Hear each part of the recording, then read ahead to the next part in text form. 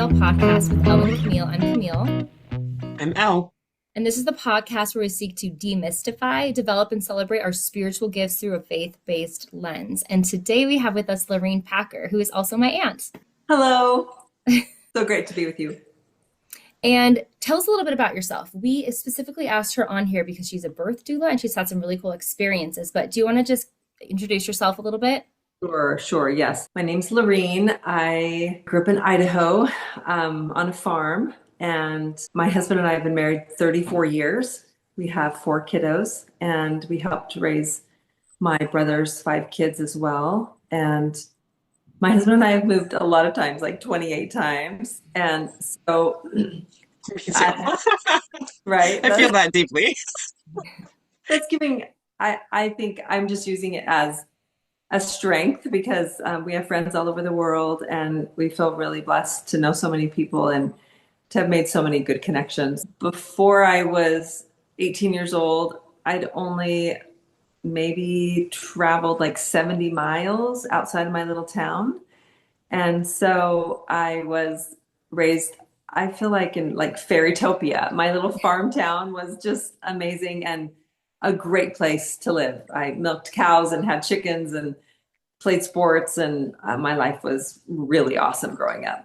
But I didn't really have much of an understanding of the greater world, which is fine because I certainly do now. And my husband and I live in North Carolina now and moved here in January. Well, thanks for being with us. We're so excited to dive in and discuss. We had a death doula on last year. Maybe it's been 2 years now. And it was a really interesting episode. And we've always been saying we want to get a birth doula on here to hear that perspective and see all the parallels. Bookend it. Both ends of life. You come in, you go out. The middle part is like, it's whatever. But those 2 parts are important. I've been very interested in both parts. I've been around a lot of both death and birth. And our kids have teased me most of my adult life that I naturally just gravitate towards when people die and when people are born, when babies are born. So it I think just comes really naturally to me to track birth and death.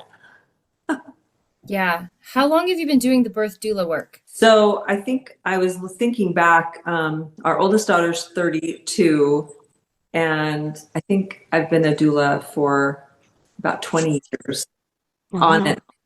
So doula work for a while, then not so much, then doula work for a while.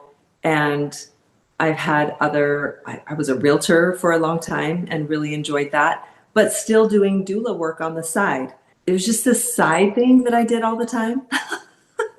And I didn't really think of it as a job. I just thought of it as this really beautiful thing that people asked me to attend their births. People asked me to be their doula. I have done a lot of death doula work as well. And it's just a natural thing that has happened in my life. It's not something I sought out like it is now. So it's definitely more intentional now, but it's always just been a part of my life. So it's kind of like you're saying your spiritual gifts found you. Yeah. Yes. Your life path found you. We can relate to that. Yeah, we can relate to that. Yeah, it's not something I pursued. It pursued me. And when I left real estate, my friends would ask me, or my coworkers would ask me, what are you going to pursue? And I said, I really am just going to become licensed and become a doula, even though I've been doing doula work, for a lot of years. And my friends are like, well, yeah, you should have. Yes. I mean, yes, this just fits you so well. And because, it's just kind of who I am. Actually, not a more meaningful job, really. My job as a doula is to really give such emotional support to you, informational support and physical support. That's what a doula does. Doulas are not medically trained.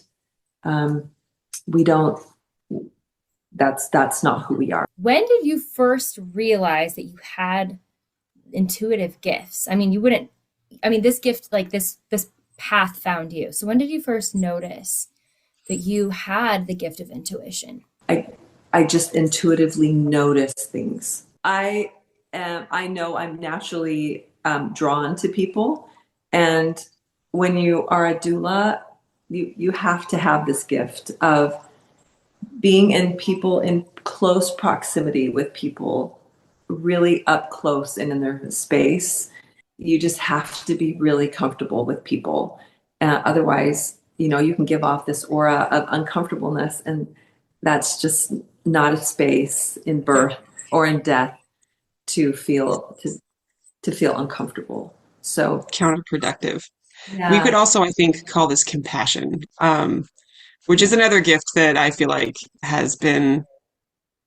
is lacking or underrated in the world that we have today, where we don't focus on human connection quite as much. We don't need that quite as much from other people. But when you find someone who has that gift of compassion, it's like we all want to be your best friend, right? Like something is just amazing about this person. And in those moments of high stress, there's such a need for, I mean, there's always a need for love, but there is such a need for having someone who can be your person, who will understand you and be your whole focus. Like you are hers, right? You are that person's person for that time. So I think in and of itself, outside of intuition, having compassion and charity is a gift. It is a gift some people just seem to be blessed with. So others of us have to work on it. well, I have plenty of things to work on. Plenty. But I realize that this gift also can be a little tricky sometimes because, for example, we'll be in the airport. Brian and I will be in the airport. I'll go to the bathroom before we get on a flight. And I don't come out. And Brian's like, hey, where are you? As we're boarding the plane. And someone, while we're washing our hands, has now poured out her heart to me. And she's asking maybe advice. Maybe she just needed me to listen. And I literally said nothing to her. And so I know that I emit something that is welcoming.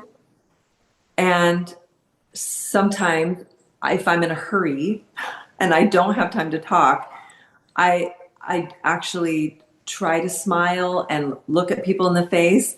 But if I'm in a hurry, I will wear my sunglasses and a baseball hat if I know I cannot stop and talk to someone. And it sounds so crazy, but I am grateful for the gift. I am really grateful for it, and I don't want it to go away. I'm more grateful for it than not. But I think it has been a little tricky with our kids because they've waited in the car a lot of times while people are talking to me, and I've not always known how to have a boundary with it. So I have learned how to do that better. That is a topic that I think is worth mentioning because it will always come up. Probably, I know I struggle with this. I'm sure Camille also struggles with this. But like when I sit with clients, when I sit with people and we're in sessions and stuff, I don't even get paid for sessions that I do because I never charge. It is a gift and I give it as a gift, right? Yeah.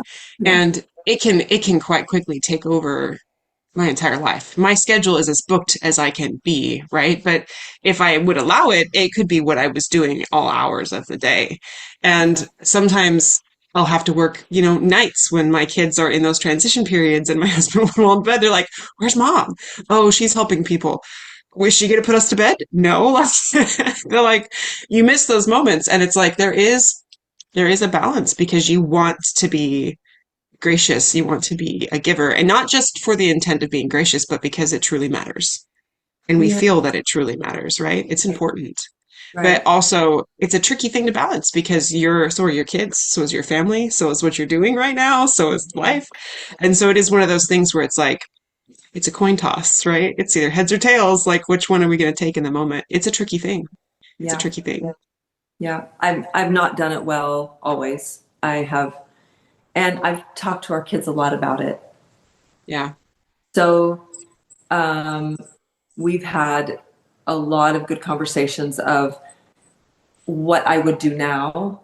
And I've really apologized for not understanding how this works for me and how it didn't work for them and wanting them to roll with it and to see it as a gift. And most of the time they did, but sometimes it actually was hurtful. So I can see where you're coming from, Elle. I wish I would have more looked at it from their perspective. And I'm much better at it now. And thankfully they've been really honest with me about it. So I'm not sure there's a balance with it. I really don't, because I think it's often It's just like, be off. it's just one of those life things, right? I think that's kind of what I've come down to it with, is that sometimes it's good for them to also learn grace, right? To learn that I will be their person. My family is the most important, but this is the gift of service. We are also called and asked to do things. In our particular church, all of the leadership, all the teachers and stuff, it's a calling. You're asked to do it. You volunteer your time. Yeah. And so if you're in a leadership calling, it's like it can take a sizable portion of your time, right? And that's totally okay. But like, it needs to be okay in other aspects. Maybe it's an expectation that we have or that other people have, and maybe it's a point of education of like, this is a service. This is a service that only I can give to this person in this way, and I'm being asked to do it. And so, thank you, child. Thank you, husband. Thank you, family member. Thank you, friend. Like, for giving your time too to help this person. And I think that's kind of what it's boiled down to with me. Is it's an availability, it's a choice to allow everyone to open their heart more and learn more of that compassion in sharing that gift and that time when applicable. I mean, it's just like job, everything, life is balance. This is the Buddhist to me. Life is balance, and it's hard. It's tricky. Yes. Yes. And maybe it's just supposed to be that way. I think so. Is if we felt like we could really attain it every day, I don't know if we would. The struggle is what I think for me makes me want to learn more. If it just felt peaceful, like somehow I'd achieved this balance, then I wouldn't have had to try so hard to even strive for the balance. Yeah, exactly. So I am grateful for the struggle of trying to figure it out. Handling these huge life transitions for such a long time, you probably have learned a lot of really impactful life lessons or seen a lot of like really beautiful moments. We would love to hear some of your stories, like those stories where you have taken something away that has just shifted your life or shifted your perspective, or, the veil came thin for you. Some of my own experiences with a thin veil started happening when I got older and people started dying in my life. I've been a church leader for a long time, and I was the president over the women's organization in our church, which is called Relief Society, as a pretty young. And I remember the first older woman who died in our congregation, and she really had no family. And so I was asked to dress her body. And I had never been around anyone who died. And I was just like, wow, I'm going to have this experience. And I don't think I'm really qualified for this. Like, I'm not a part of her family. I'm not a family member, but her family, there was just a lot of conflicts and they just weren't up to doing it. And I felt like, okay, God, please bless me in this area.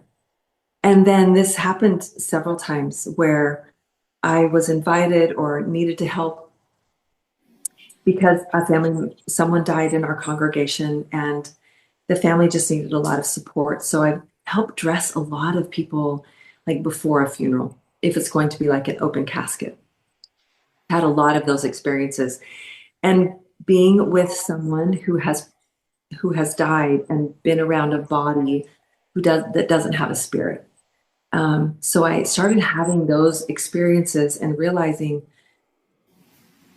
that in and of itself just teaches you so much, that of course the spirit is what makes us alive. It's what creates the beauty in the body, right? Our bodies are just a shell, and we try so hard to take care of our bodies. So our spirit can just soar. And when my sister-in-law died in a car wreck, and I felt more prepared because I had dressed so many, and I wasn't scared to do that. I felt empowered. I felt like, oh, God has been preparing me to do this. And I felt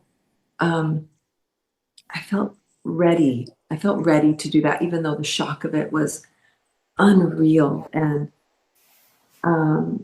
so after my sister-in-law had a lot of mental health challenges. I was telling Camille about this, and she was my roommate in college, and I knew her before she married my brother. And she just had a lot of struggles with her health, her mental health, her body. And every baby, they had 5 babies, and every baby that she had, her health really failed her. And she was on a lot of pain medications, and she fell asleep at the wheel. And died in a car crash. And she was very angry with me the year before she died. So I had not spoken to her for a year. And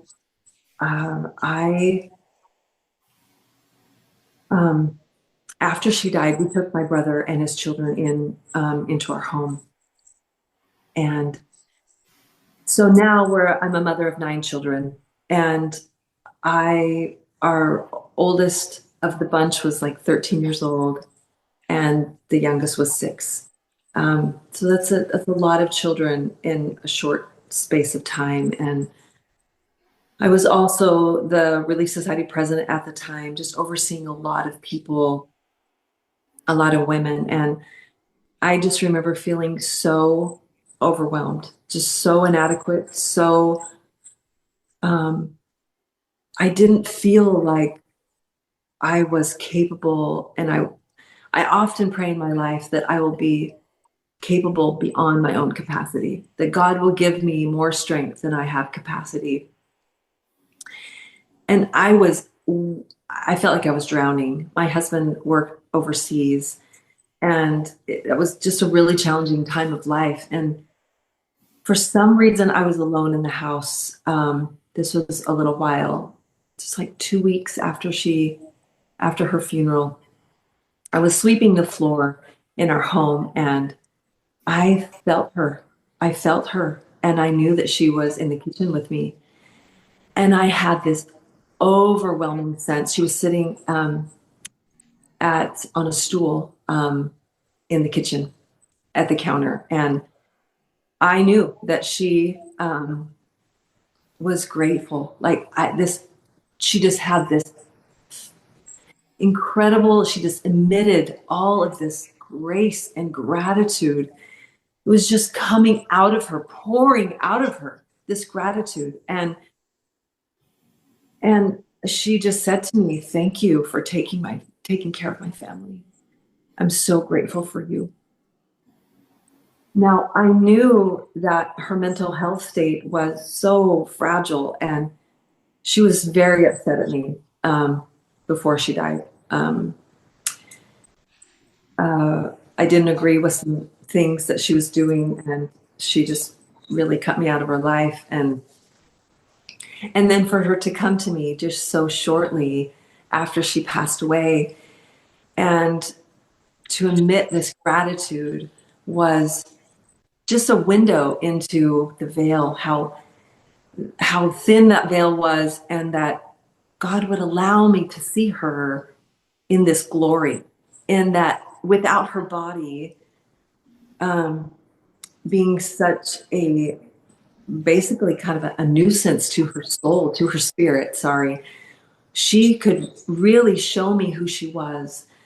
And she was this gracious, grateful spirit that was just shining and so alive. And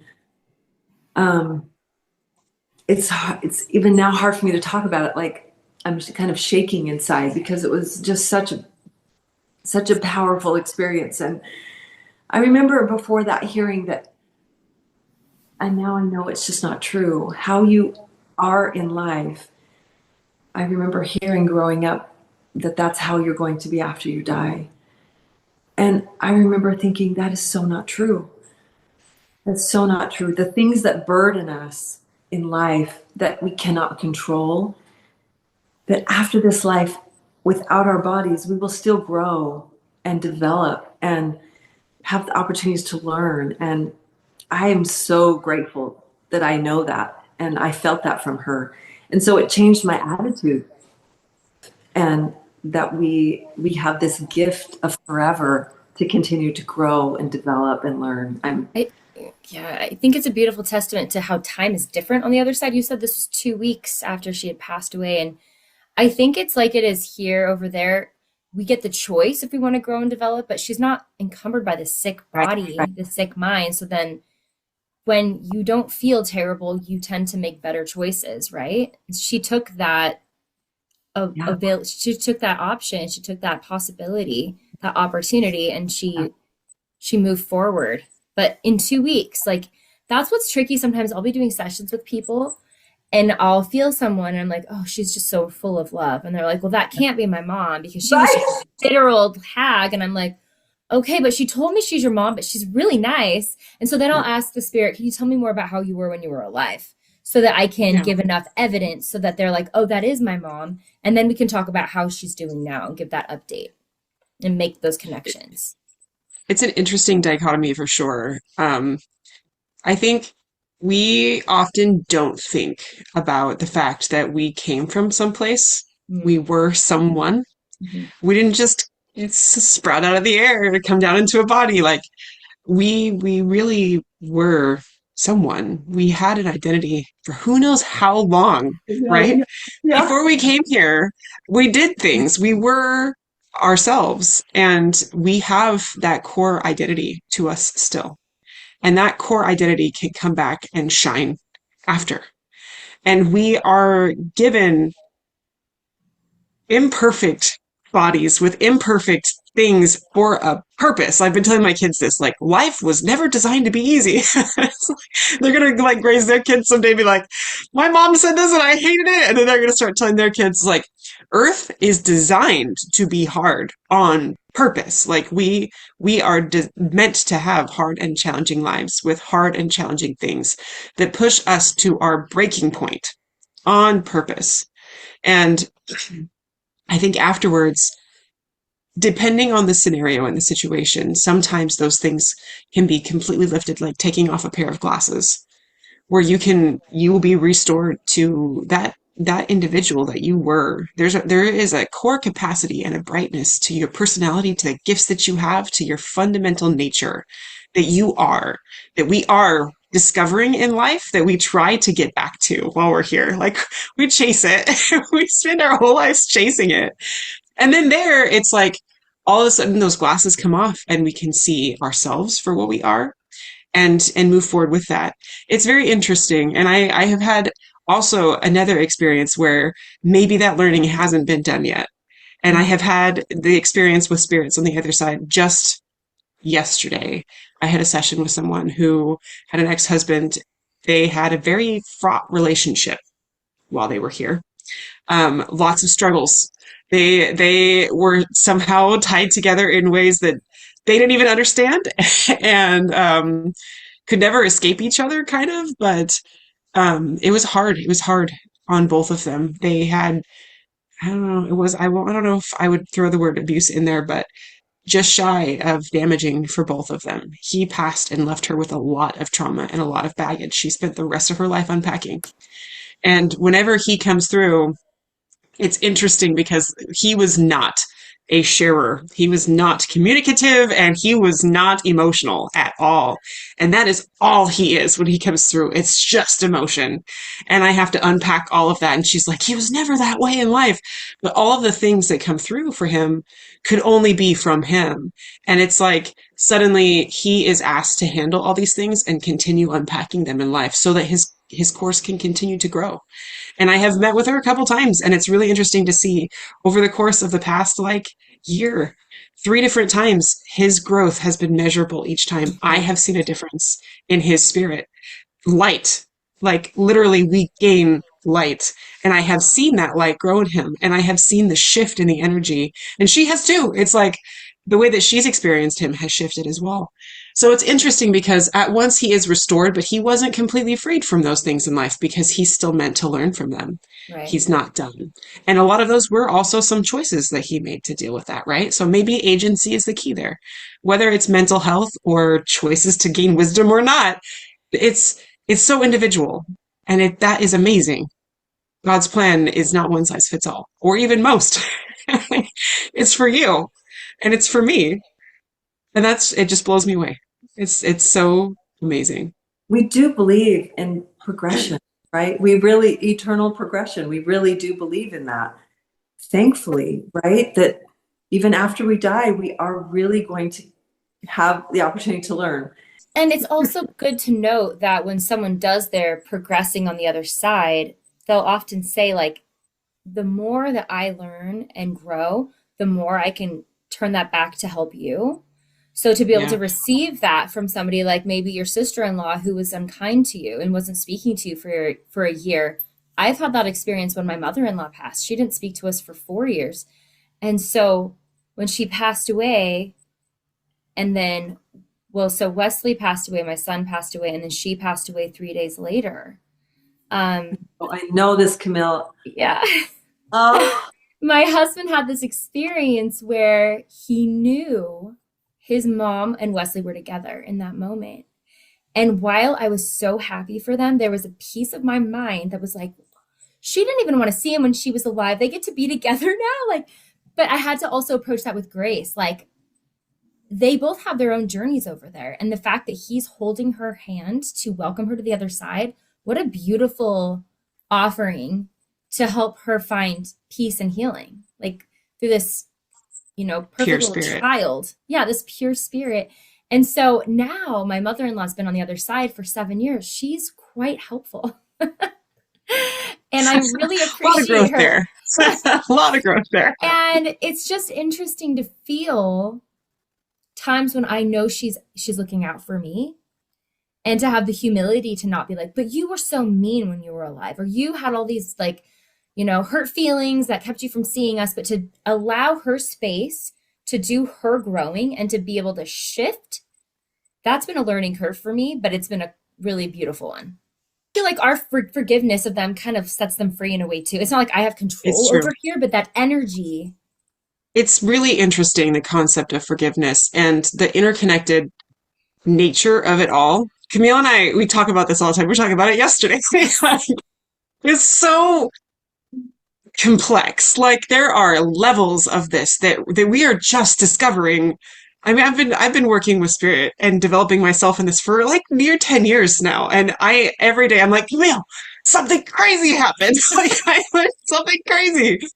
And it's phenomenal that we are connected. We are connected to every single person in the great, I don't know, Buddhist sense of the universe. We're all human beings. We share so much, from DNA to the planet we live on to energetic space, all the way down to we literally come from people who have been here and built the things that we live in now, but also gave us their genetic material. We are literally physically connected, spiritually connected, right? They are invested in our lives. And it's deeper than that. We are healed together. We are healed together. We heal ourselves. We heal them through breaking those chains and those things that they struggled with, that they can no longer change for themselves because they don't have that body. They don't have the feelings and the emotions and the physicality to work through it in the same way that we do.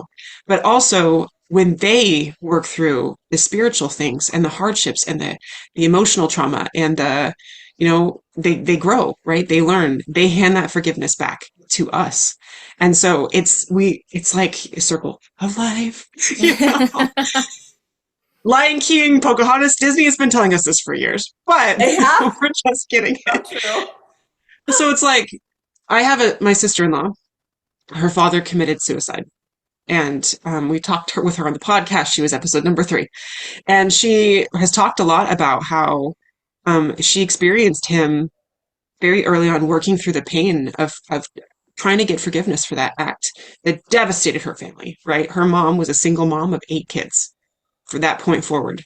And she did it herself. Her mom was amazing. She's in spirit now as well. And she was just this powerhouse of a human being. But it was very hard. It's very, very hard. And my sister-in-law still is working through that, is working through the pain that caused her and her family. And her father is working through that on his side of things. But as they both grow together in that forgiveness, it releases both of them. As he moves forward, it releases her. And as she moves forward, it releases him. And there's this beautiful cycle of forgiveness. This is the atonement in play, right? And as we release each other, we grow together and we move closer to God. And it's just, there's so much rich depth here that we can learn from each other, and that we don't even realize is happening as it's happening. We don't have to for it to work. There's so much going on behind the scenes for our benefit, so that we can release those bonds, those trauma. Just chains. Yeah, chains. There's so much they're doing for our benefit, but also for them, so they can see this is what it looks like when somebody in a body goes through this and is able to let go and surrender and heal and ask God to come in and Jesus to come in. This is what it looks like, because I wasn't able to actually accomplish that when I was alive. But look, my ancestor is, and I'm watching and learning, and we're growing together. Healing by proxy. Yes. Yeah. If you can just tell us how you handle your self-care so you don't burn out as this person that's able to set this certain level of intention and attention and capacity and compassion for people. How do you... It's demanding. How do you, make sure that you don't burn out, and then sprinkle in a couple stories? We're just dying to know some more of things you've experienced. So I've always exercised, always. And wherever we've lived, I've figured it out. Either I go to the gym, or I get up early, or I run around the block, or I run up and down the road, or I ran a half marathon when our youngest was taking a nap. And I would just run up and down the road, come in and check on her, run up and down the road, come in and check on her. I love that. As someone with a 1-year-old, I'm like, I love that. Yes. Long range baby monitor. Right. Yeah. I've always figured that out, because it, like a gift, I needed to give to myself. And people would ask me, what are your hobbies? Actually, I just try to exercise. That's my hobby when I was a younger mom. And I feel like our kids have even said, Mom, you exercised or took care of yourself either when we were sleeping or when we were at school. And we didn't really even celebrate. Like, you ran a half marathon. We didn't even celebrate you. Like, what? And I wish I would have been more vocal, because it took a lot of commitment to do that. However, I did have a brain aneurysm. And I was in a coma, and it was a really big, I bled in the back of my brain. Oh my gosh, we're going to have an episode about that experience. Yes. Yeah. I feel like I burned the candle at both ends and in the middle for too long. And my body just said, you need to stop. So now I know to say yes to some things and no to other things. Now I know to say, I wish I could do that. I can do it in 2 weeks. I just can't do it today or this week. I'm more intentional with my time of what I can do, so that I don't feel like I'm burning the candle at both ends. And the monitor, or the litmus test for that for me is if I start feeling some betrayal of some kind, like resentment. Resentment, yeah. I've betrayed myself, some resentment. And if I start feeling resentment, then I'm like, oh, I've said yes to too many things. I need a lot of rest, and And I had this aneurysm when I was 41 and I'm 57 now. So it took me like 10 years to recover. And it was a really good lesson in, hey, our bodies are fragile. They do want to work for us, but they do require us to sleep and get good nutrition. This aneurysm, I have found some answers, and I'm doing better now than I was even in my 40s. So I'm really, even maybe in my 30s, really grateful for this experience that really moved me into more functional medicine. I will tell you that when I was in this coma, and it was a medically induced coma, and I couldn't have any visitors, right? I do remember being in the coma, and it was such a life-changing experience for me to be in this coma. And because it was medically induced, I would be in the coma for a few days, and then they would take me out of it to see how I was doing. I did not want to come out of the coma. I wanted to stay in the coma, and because my experiences, I was just having the best time with my dad, who had passed away, and my sister-in-law, who passed away. And they would just come and sit on the bed with me, and I just had it was so peaceful, and it felt so joyful. And I just knew it wasn't my time to go, but I loved being in that space of just pure light and pure joy. And I knew that I was in the bed and I was in this coma, but my spirit did not have to suffer. I knew my body was suffering, but my spirit could just be so joyful and so happy. And then they would pull me out of it, and I'd be like, I know this is such a bummer. You're like, I want to go back to my out of body experience. Yes, could you just reality sucks. Yeah, that was very unexpected. Like I didn't expect that blessing or that experience to happen, and I wanted more of that. So my mother is 83, and my father passed away a long time ago, and I often talk to her about death and how beautiful it's going to be. And it'll be a blink of an eye, and she will be so happy. I think she's starting to believe me. I think so. But unless you've had that feeling of being out of your body and being free of your body, it's really hard to describe it. It feels just like, how can that even be? How can that even happen? Like unchained, like being a helium balloon. Yes, it just is. It's just like everything there's no words. I wish there were words that we would just save for that experience. And I just know it's not my time, but I do look forward to it. I think death is, I wish we talked about death the same way we talked about birth, that we anticipate these babies to come, and that we are joyful. We are so excited that these babies are going to come. And maybe the heavens weep because they're leaving. Maybe they're excited, but they're also weeping because they're going to be sad, right? That their friends and family are coming here and they won't see them for a while. And we are just overjoyed and so happy that these babies are coming to us. And then when our loved ones die, we weep, and the heavens rejoice because they're back. And now they have all this wisdom, and that they couldn't have gotten any other way. And then they can continue to grow and develop. I like to think about birth and death that way, that when someone dies, we weep, and for good reason, because we miss them. And sometimes they're taken from us in such a cruel way that feels just, there's so much pain involved in that. That requires a lot of intention. When Camille's little boy Wesley died, I wept and wept and wept.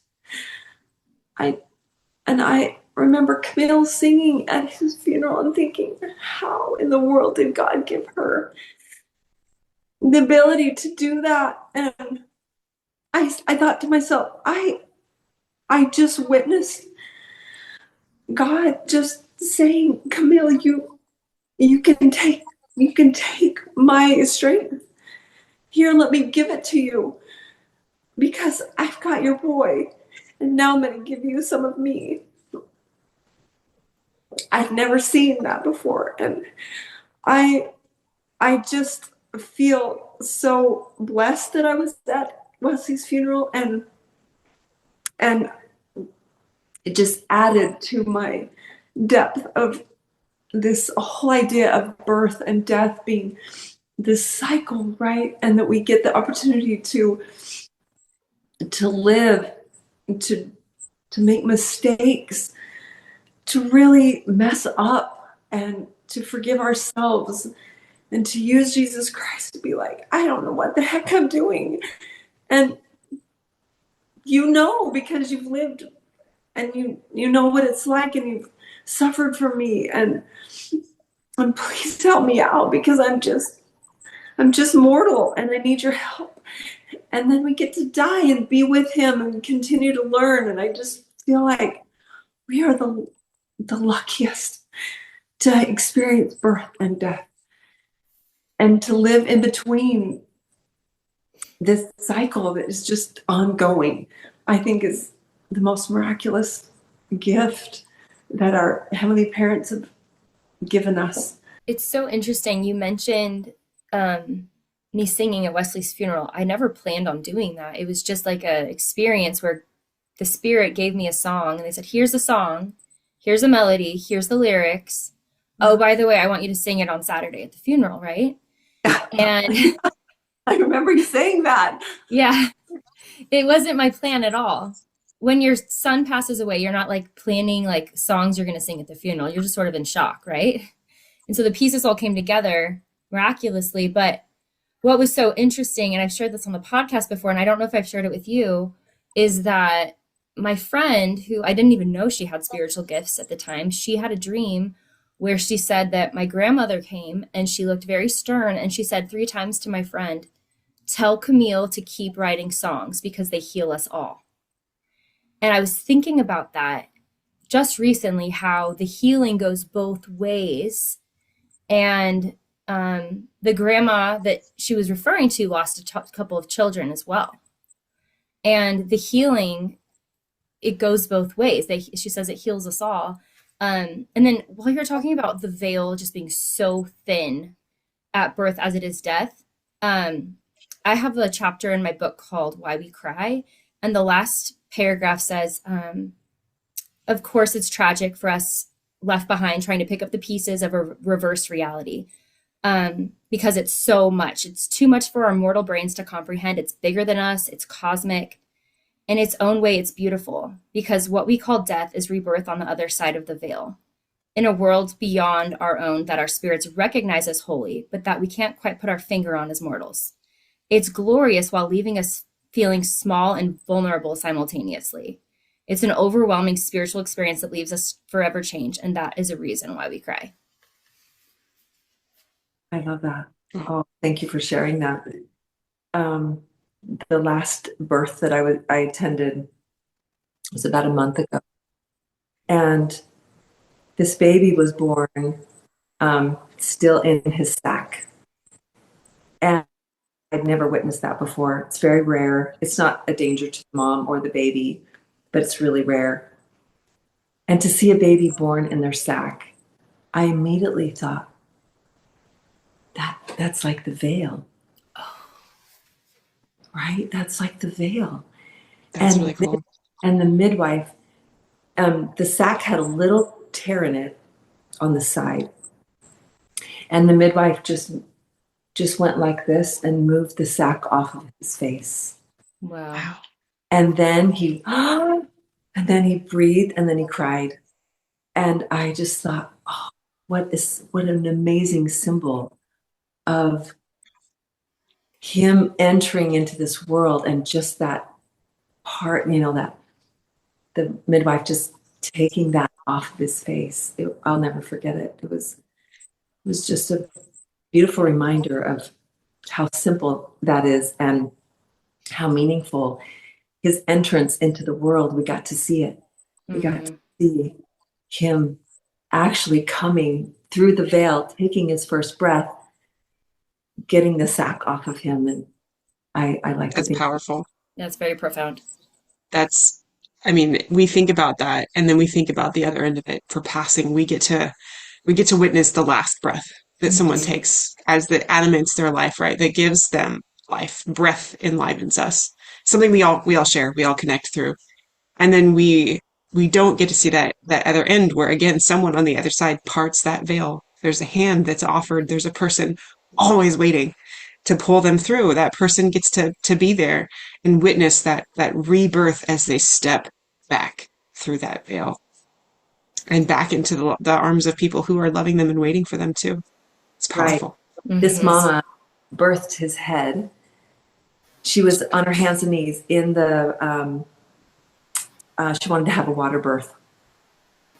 And she birthed his head, and then the midwife asked her to turn over and birth his body. And she did. She birthed his body and then just brought him up on her chest. And it was just her and him. And the room was silent, just silent. And it was such a gift. And then the midwife just reached over her and just took that off of his face. Wow. As he just took this big breath. And then I think about my dad dying as I'm holding his hand. And he took a couple breaths and then a big breath, and then he passed. And he died with a smile on his face. And before that, he had been in and out of consciousness. And then when he would come to, he would tell us about all the people that he was seeing, all the things he was experiencing, and how people were waiting for him. And he knew it because he had seen that. He'd been able to come back and tell us about it. And I'm so privileged to have been able to see both the birth and the death and the blessing of the gift of both. And I'm really honored that you had me on today. Thank you. Thank you. Thank you. Yeah. If you guys want to check out our website, you can join our Facebook community from there. Check out other episodes, get links to our YouTube versus our Spotify or our Apple Podcasts. Go to throughtheveilpodcast.com. And as always, like and subscribe. It helps the algorithm. It helps boost our channel to people who may need to see content just like this. Please get in contact with us. We love emails. If you have topics you'd like us to cover, if you have a story that you'd like us to share, your story, if you'd like to be interviewed, obviously that is our point and purpose here. We love all the interaction with everyone who listens. So thank you guys, and thank you for helping, being here, sharing that beautiful sacred experience of yours.